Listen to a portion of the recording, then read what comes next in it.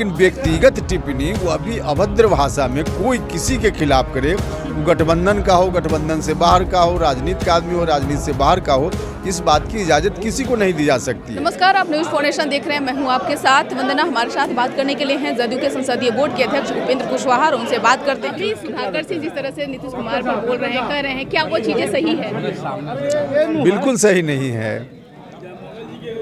गठबंधन में नीतिगत बात अगर कुछ अलग से भी रखनी हो तो उस पर विचार हो सकता है कि गठबंधन का भी कोई साथी सार्वजनिक रूप से ऐसी बातों को रख सकता है कि नहीं रख सकता, वह तो नीतिगत बात। लेकिन व्यक्तिगत टिप्पणी वो अभी अभद्र भाषा में कोई किसी के खिलाफ करे, वो गठबंधन का हो, गठबंधन से बाहर का हो, राजनीति का आदमी हो, राजनीति से बाहर का हो, इस बात की इजाज़त किसी को नहीं दी जा सकती है। और माननीय मुख्यमंत्री जी न सिर्फ किसी पार्टी महागठबंधन विशेष के नेता हैं, बल्कि बिहार के मुख्यमंत्री हैं।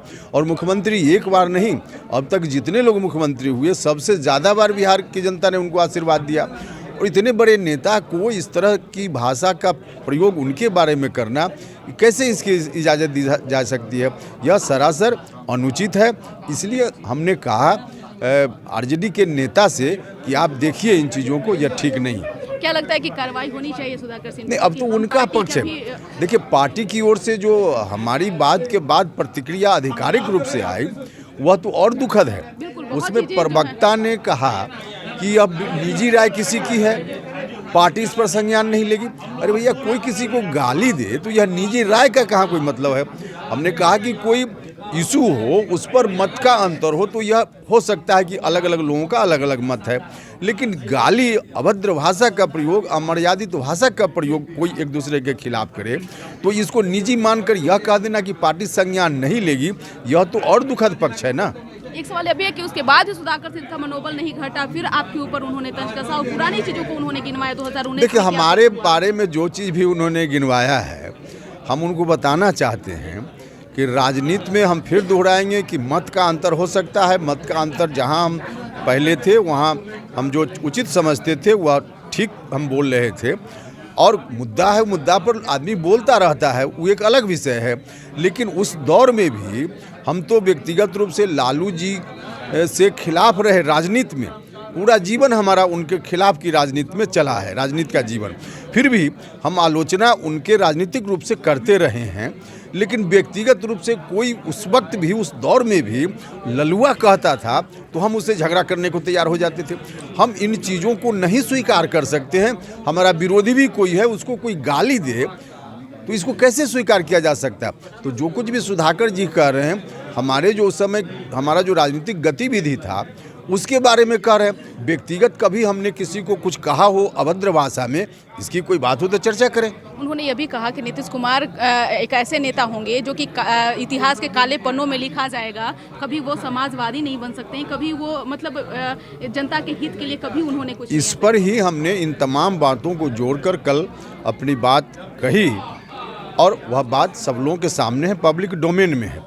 ऐसी चीज़ों को हम नहीं बर्दाश्त कर सकते हैं तो जो बात नीतीश जी के बारे में कही जा रही है। जदयू आगे फिर डिसीजन कुछ लेगी इस पर? नहीं, वो तो आगे का विषय है। लेकिन हमने अपनी असहमति जता दी है, हमने विरोध जता दिया है, और हम चाहेंगे कि जरूर आरजेडी के नेता इन चीज़ों पर गौर करें और जल्दी गौर करें। बार बार सुधाकर सिंह इस तरह से चोट पहुंचा रहे हैं नीतीश कुमार पर। देखिए, अब तो उनकी पार्टी के नेता को हमने कहा है जो हम कर सकते हैं। अब उनकी पार्टी के नेता को देखना है कि अब क्या करें। लेकिन आप लोग अब कुछ तो डिसीजन लेंगे। अब हमने कहा ना कि अपनी बात हमने कह दी।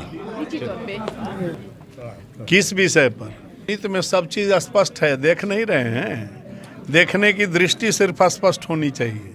लेकिन आपसी मतभेद आप लोगों का शुरू हो गया। बिल्कुल मतभेद नहीं है।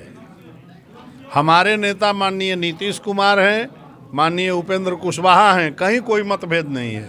दूसरा कोई नेता बिहार में है ही नहीं, मतभेद का कहाँ सवाल उठता है? लेकिन सुधाकर सिंह तो लगातार चोट पहुंचाए जा रहे हैं। अरे यार, सुधाकर सिंह ऐसा 100 सुधाकर सिंह रोज बोलता है, वो तो मीडिया में आने के लिए बोल रहे हैं। सुधाकर सिंह थोड़े माने जगता बाबू बोल रहे हैं। अगर वो बोलते हैं नीतीश कुमार के बारे में तो कुछ महत्व रखता है। कहीं ना कहीं तेजस्वी यादव का हाथ है, तभी तो बोल रहे हैं ना, क्योंकि अब वो उनका हमला बोलना किसी आम बात। सूर्य पर थूक फेंकने से कहाँ पड़ता है? अपने मुंह पर पड़ता है। नीतीश कुमार उनके स्तर के वो आदमी हैं क्या? उनके स्तर के जगता बाबू हो सकते हैं। अगर जगता बाबू कोई कमेंट करें उस पर नोटिस लिया जा सकता है। सुधाकर सिंह के बोलने का क्या औचित्य है भाई? सुधाकर सिंह तो हम लोग के स्तर के आदमी हैं। गठबंधन पे कोई असर नहीं पड़ेगा? कोई असर नहीं पड़ेगा, तो कोई असर नहीं पड़ना है। उनका व्यक्तिगत कुंठा है, वो अपना बोल रहे हैं। 2024 में चुनाव है, चुनाव से पहले ही आप लोगों की लड़ाई आपस में ही शुरू हो कहीं कोई लड़ाई नहीं है। आप दूगो परिवार घर में टन मन करते हैं तो लड़ाई होती है। घर की लड़ाई सड़कों पे लोक जा रही है। नहीं, लोकतंत्र है और विचारों की अभिव्यक्ति है। सुधाकर सिंह को जो मन में आया बोले, लेकिन वो सीमा लांघ गए।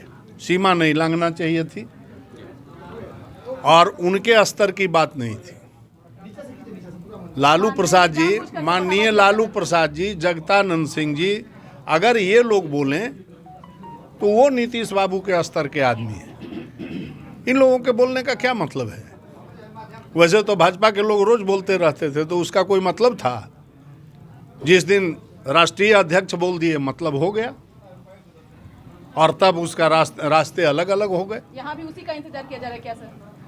इंतजार नहीं किया जा रहा है, वो नौबत ही नहीं आएगी। नेता प्रधानमंत्री बनेंगे, 24 में मेरे नेता प्रधानमंत्री बनेंगे और 25 में उसके बाद निर्णय लिया जाएगा कि कौन। आप सुन रहे थे क्या कुछ करना था जदयू के संसदीय बोर्ड के अध्यक्ष उपेंद्र कुशवाहा का, और साथ ही साथ पूर्व विधायक रणविजय कुमार का। साफ तौर से इन्होंने दावा किया है कि 2024 का चुनाव जो है नीतीश कुमार तमाम विपक्षी पार्टियों को एकजुट होकर के लड़ाई को लड़ेंगे और 2025 में क्या कुछ होने वाला है उसका डिसीजन जो है समय आने पर तय किया जाएगा। इसका बस इतना ही। बने रहिए न्यूज़ 4 नेशन के साथ। तब तक हमारे चैनल को सब्सक्राइब नहीं किए तो कर लीजिए। धन्यवाद।